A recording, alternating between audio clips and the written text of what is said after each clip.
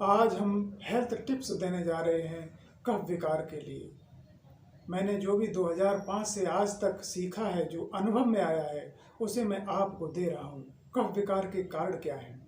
कफ विकार एक दोष है, रोग नहीं। और इस कफ विकार से जो भी रोग उत्पन्न होता है उसका इलाज कर पाना बहुत ही मुश्किल है, क्योंकि यह कफ विकार घटने या बढ़ने पर रोग बन जाता है। और इस रोग का इलाज मात्र योग या फिर आयुर्वेदिक दवाओं में ही है, जो कि जड़ से ख़त्म कर सकती हैं, और किसी दवाओं में इसका इलाज नहीं है। तो अब हम बताएंगे कि इसके बढ़ने से क्या क्या रोग उत्पन्न होते हैं, जैसे दमा, श्वास, asthma, sinus, tonsil, BP low, और भी बहुत हैं। सूजन है, मोटापा भी इससे आता है, बदन दर्द। और ब्लड टेस्ट कराएंगे तो उसमें कुछ नहीं आएगा और आप परेशान रहेंगे कि ये रोग है क्या, समझ नहीं पाते हैं, और इलाज नॉर्मल ही चलता है, और अन्य इलाज नॉर्मल ही चलता है, उससे कोई लाभ नहीं मिलता है। तो बने रहें हमारे साथ, मैं बताऊंगा अभी इसका बहुत ही अच्छा इलाज, और एक ही दिन में आप लाभ ले सकते हैं। वैसे तो कफ विकार सबसे अच्छा विकार है। वैसे 3 विकार हैं, मुख्य 3 हैं, वात पित्त कफ, और 7 हैं, वात पित्त कफ, वात पित्त पित्त कफ, कफ वात और संप्रकृति। इसमें से संप्रकृति सबसे श्रेष्ठ है, सबसे बढ़िया प्रकृति है। यह तो जिसकी होती है तो वो बहुत महान पुरुष होता है, या फिर योगी जो बहुत अच्छा योगाचारी और नियम संयम का पालन करता है, उसकी होती है। बाद बाकी किसी की नहीं होगी। कुछ न कुछ विकार अवश्य ही होता है, और यह विकार अभी बाद में नहीं होता है। मैंने पीछे भी बताया था, जब बच्चा गर्भ में होता है तब से ही होता है, और मरने के बाद ही यह जाता है। इसको सम रखना है, तो इसे सम रखने के लिए आयुर्वेदिक औषधि या फिर योगासन करके ही आप ठीक रह सकते हैं। तो जुड़े रहें हमारे साथ में। अभी आपको बताएंगे कि इसका लाभ आप 30 सेकंड में ही उठा सकते हैं। मैंने कुछ मुद्राओं को दे रहा हूँ अभी, तो इससे 30 सेकंड में आप फायदा होना शुरू हो जाता है, और प्रतिदिन यदि करेंगे तो विशेष लाभ रहेगा, और जीवन भर ठीक रह सकते हैं आप। खान पान का भी विशेष ध्यान रखेंगे, तो जुड़े रहें हमारे साथ। अभी हम खान पान भी आगे बताएंगे। तो पहली है ये लिंग मुद्रा। ये बाएं हाथ के अंगूठे को सीधा खड़ा करेंगे, बाद बाकी उंगली इस तरह से रखेंगे, जिस तरह से देख रहे हैं हमारी तरफ, इस तरह से। तो यह मैंने देखा है कि किसी की दम बहुत उखड़ रही है, दमा है, तो वो यह करके बैठ जाए इस तरह से, तो उसे 25 मिनट में विशेष लाभ हो जाता है।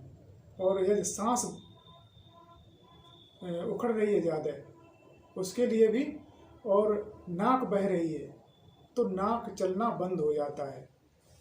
तो इसे करें और लाभ उठाएं। और अगली है अपान वायु मुद्रा। इस तरह से तर्जनी को अंगूठे के नीचे और 2 उंगली इस तरह से दबा लें, और इस तरह से बैठ के कर सकते हैं, चलते फिरते भी इसको कर सकते हैं। यह भी दमा और अस्थमा के लिए बहुत ही अच्छा है यह मुद्रा। यह 1 घंटे, 1.5 घंटे, 24 घंटे में करेंगे, और टुकड़ों में कर सकते हैं। कभी 10-15 मिनट कर लिया, कभी 25 सेकंड कर लिया। इस तरह से टोटल 1 से 1.5 घंटे करें और विशेष लाभ उठाएं। और अगली मुद्रा है सूर्य मुद्रा। इस उंगली को इस तरह से नीचे दबा लें अंगूठे के, और दोनों हाथों से इस तरह से करेंगे। इस तरह से देख लें इधर, बहुत अच्छी तरह से इस तरह। और चलते फिरते भी इसको कर सकते हैं, और बैठ के करेंगे तो विशेष लाभ होता है। यह भी दमा, अस्थमा और गर्मी को शरीर में बढ़ाती है। मैंने बहुत लोगों को लाभ दिलवाया है और दिलवाता ही रहता हूँ। और यदि इसको करते रहेंगे तो पूरे जीवन भर सर्दी से कोई समस्या नहीं आएगी।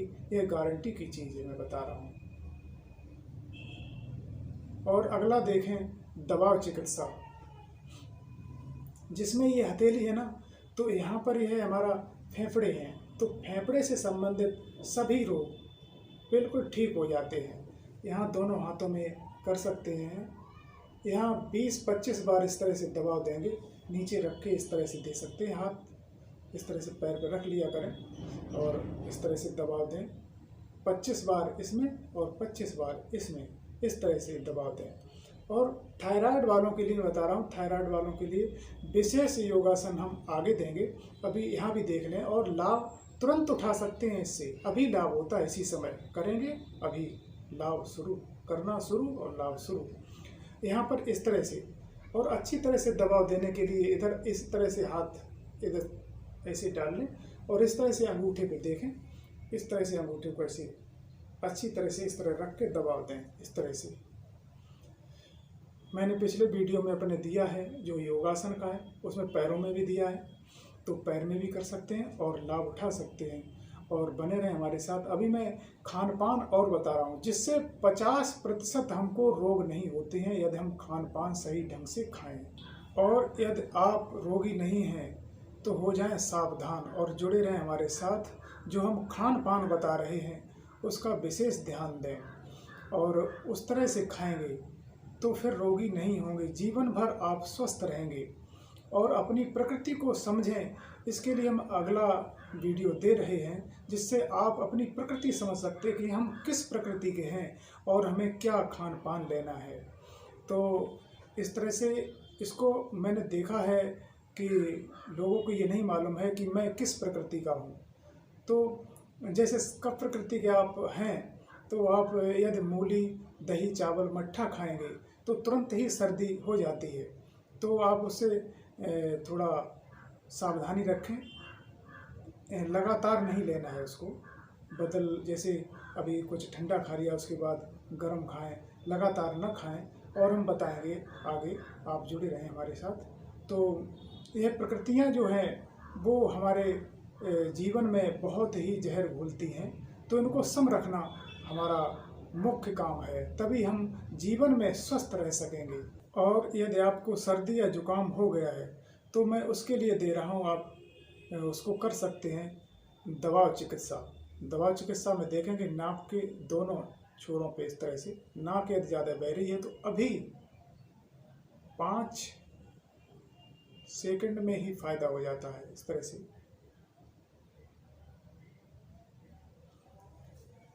5-10 सेकंड तक इसको करते रहें तो लगभग 5 मिनट में आपकी नाक बहना कम हो जाएगा। और यहाँ ये आँख के पास भी है, यहाँ पे वही 25 बार लगभग दबाव देंगे और तुरंत ही लाभ उठा सकते हैं। और खांसी के लिए ये कंठकूप है, यहाँ पर ये बीच उंगली से इस तरह से प्रेशर देंगे 25 बार, हल्का पर गहरा।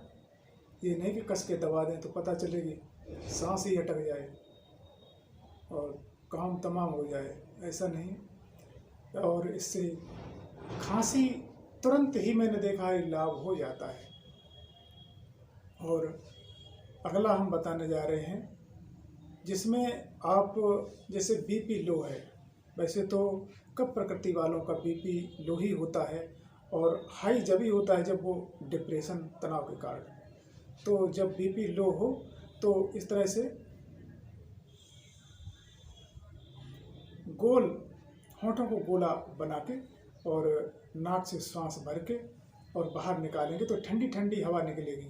तो तुरंत ही यानी 5 मिनट में ही लगभग लाभ मिल जाएगा, बीपी लो से आराम मिल जाएगा। इस तरह से हाथ लगा के देख सकते हैं कि ठंडी ठंडी हवा निकलेगी। तो ऐसे लगभग 20-25 बार कर लिया करें और लाभ उठा सकते हैं। और जुड़े रहें हमारे साथ। अभी हम बता रहे हैं कि हमारे जो कफ प्रकृति में कफ जो दोष है तो उससे 5 प्रकार के कफ के प्रकार हैं। नंबर 1 श्लेषक, अवलंबक, क्लेदक, बोधक, तर्पक। तो इनका अलग अलग कार्य है। जो श्लेषक है वो हमारे हड्डियों को जोड़ने का काम करता है। जहाँ पे जॉइंट है वहाँ पे चिकनाहट देता है, वो मज्जा धातु को वहाँ पे ले जाके और उसमें चिकनाहट पैदा करता है, जिससे हमारा दर्द वगैरह नहीं होता है। वहाँ जब इस चीज़ की कमी हो जाती है तो हमारे जॉइंटों में दर्द होने लगता है। अब हम आपको बता रहे हैं कि कफ प्रकृति वाले लोगों को क्या अधिक से अधिक खाना चाहिए। ध्यान से सुने। पालक, आलू, सोयाबीन, अरहर की दाल, मूंग, मसूर की दाल, चीकू, चुकंदर, अदरक अच्छी है, गेहूं, चना, मटर, लहसुन, मेथी, बादाम और छुआरा, मुनक्का, करेला, बाजरा, जौ, गुड़, हल्दी, पिपली पाउडर का प्रयोग करें। बहुत ही अच्छा है। इन चीज़ों को अधिक से अधिक खाएं तो आप कफ विकार के शिकार नहीं होंगे। और आपको क्या नहीं खाना है वो सुने। वो इस तरह से है: लौकी, तोरई, टिंडा, बेल, केला, पपीता, अंगूर, संतरा, नारंगी, अमरूद, भिंडी, आम, चावल, दही, मट्ठा और नींबू, नाशपाती, तरबूज, खरबूजा, मूली, प्याज, गोभी, अदरक का प्रयोग कर सकते हैं, गाजर, गन्ने का रस, चीनी, खीरा, ककड़ी, किशमिश, जो भी ठंडी प्रकृति वाली चीज़ें हैं उनका प्रयोग बहुत ही कम करें। और यदि ना करें तो बहुत अच्छा है, तो बहुत ही उनको फ़ायदा रहेगा और जीवन भर ठीक रहेंगे। तो जुड़े रहें हमारे साथ। और मैंने योगा भी दिया है कफ प्रकृति वालों के लिए, वो बहुत ही अच्छा है। उसको करेंगे तो जीवन भर रोगी नहीं होंगे और ठीक रहेंगे, स्वस्थ रहें। धन्यवाद।